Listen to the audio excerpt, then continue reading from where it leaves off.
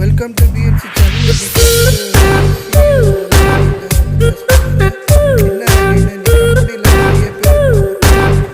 பிக்கரை வந்துட்டு டிமாண்ட் இருக்குது.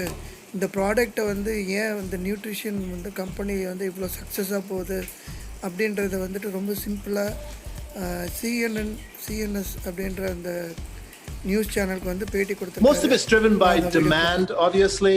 A lot of people around the world are waking up to the notion that health is wealth, and they're spending the time to live healthy, balanced lives, and they're looking for companies like ours that can supply them with healthy nutrition.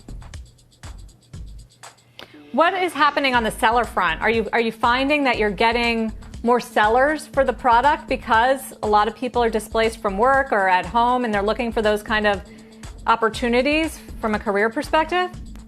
Yeah, so in addition to our customer demand, we're finding that a number of individuals, they're sitting at home, they're working on their computers, and they're realizing that there may be another way to add an additional income stream. So we are finding that many people are coming into the business with a view to helping develop their own income streams. Yeah.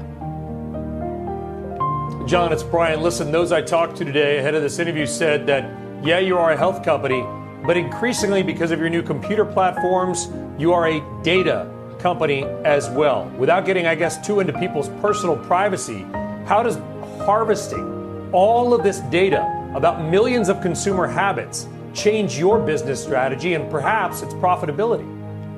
Yeah, Brian, it's a good point. So what we are finding is that across the industry, and especially in our company, there is an acceleration in the push to a new digital state.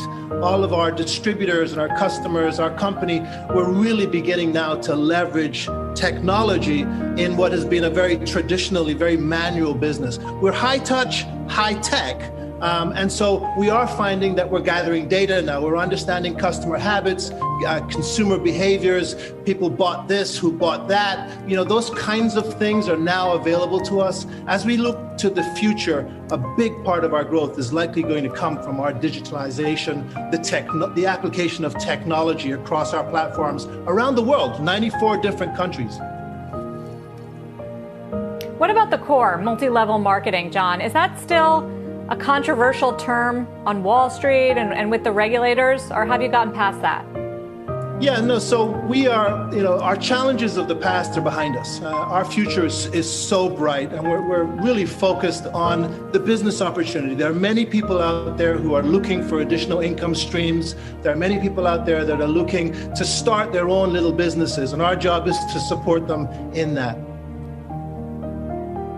Carl Icahn selling millions of shares, still your largest single shareholder. Does that stock sale by Mr. Icahn, who, by the way, famously, was the subject of a book and an argument on this network about your stock, John, does that stock sale change the pace or direction of your strategy?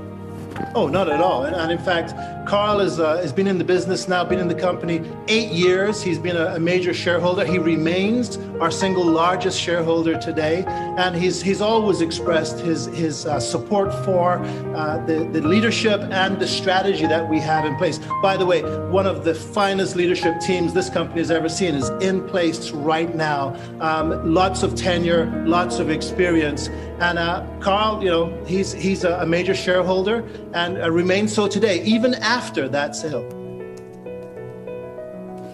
Debt-financed share buybacks, John, not exactly popular right now during the pandemic as a lot of companies deal with falling revenue. Why are you going that route? Yeah, we're a business that generates a lot of cash, and we have a strategy for how we deploy that cash in the most effective way for our company. It's generated by our business, not from any other source.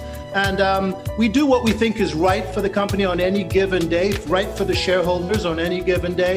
Our decisions are based in our strategy.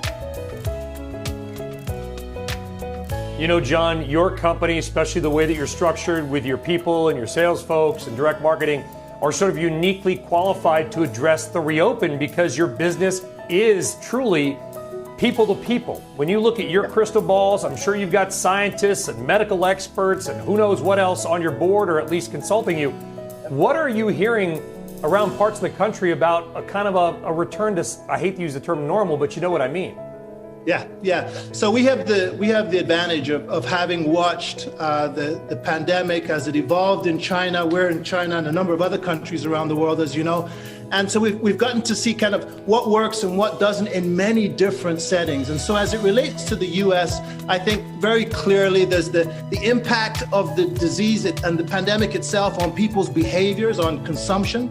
And then, of course, there's the impact of what's happening in the economy on people's decision making as well. It's complicated. It's moving state to state and city to city, but we're in every community. Our distributors live on the corner, live down the street from almost every single consumer, every single one of our customers. So we're really involved at the street level on what's going on. It's pleasing to see that people are responding. You know, technology's been a great help. The plain old phone is important as well. People calling each other, talking to each other, helping each other through this. By the way, my heart goes out to every single person that has been impacted by this pandemic. There are many that have lost loved ones. There are many that have lost their jobs and are struggling today. But I'm also confident that we're going to get through it.